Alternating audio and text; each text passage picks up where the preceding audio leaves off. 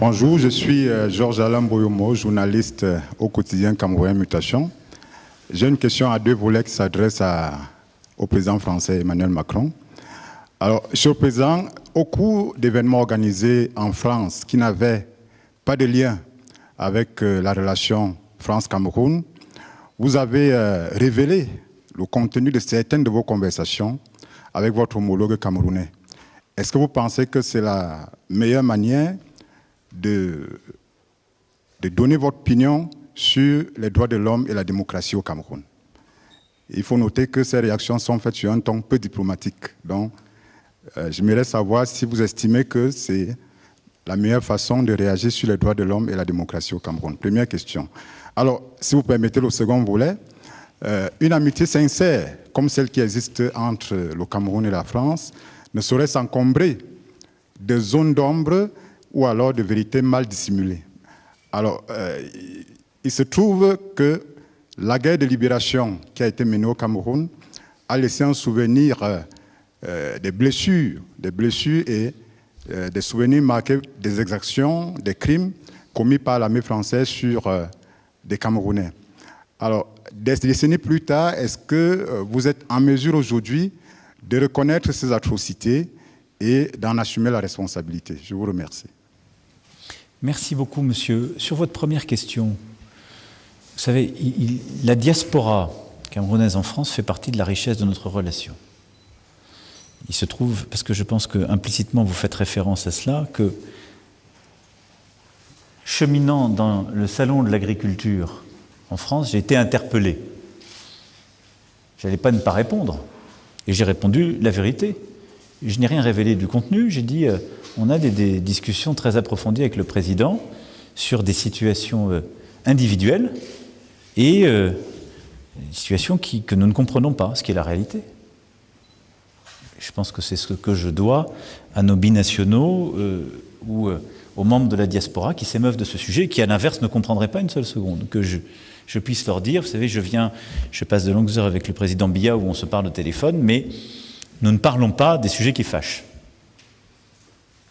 On parle de manière exigeante des sujets qui nous concernent et on essaie de trouver des solutions intelligentes qui sont respectueuses de la souveraineté de chacun, mais qui reposent sur dialogue en vérité. Je crois n'avoir révélé aucun secret dans cette réponse à une interpellation. Simplement, ai-je dit que le rôle de la France et la nature des dialogues que nous avons. Sur ce qui est de notre passé commun, nous avons ce passé, il a des pages glorieuses, heureuses, de construction commune, il a contribué à lier tant de destins, c'est une chance, mais il a eu aussi des moments douloureux, tragiques. Des historiens se sont penchés sur ce passé. Ils nous disent qu'un conflit a eu lieu, le mot guerre est employé, c'est aux historiens de faire la lumière sur le passé, et il faut continuer à écrire précisément cette histoire et essayer de l'écrire ensemble. C'est pourquoi ce que je souhaite, c'est que nous puissions avoir et lancer ensemble un travail conjoint d'historiens camerounais et français qui pourront ainsi avoir accès à la totalité de nos archives. Et je prends ici l'engagement solennel d'ouvrir nos archives en totalité à ce groupe d'historiens conjoints qui nous permettront d'éclairer ce passé sur des situations individuelles, sur des épisodes que vous évoquiez et pour qualifier très précisément les choses, c'est-à-dire l'implication de la France, le rôle aussi des autorités camerounaises de l'époque, avant, après indépendance, dans un contexte où les choses sont sans doute plus complexes et mêlées que vous ne l'avez dit, mais avec une gravité et des responsabilités qu'il convient d'établir factuellement.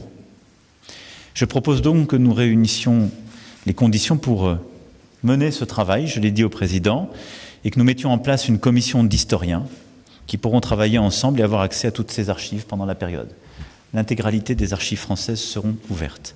Je souhaite aussi que nous puissions, d'ailleurs dans le cadre de cette commission conjointe, faire travailler des artistes, parce que j'ai été frappé de voir combien des artistes camerounais, binationaux, ou de la diaspora, avaient comme matrice imaginaire cette période. Et donc je pense aussi qu'il faut leur permettre de travailler ensemble.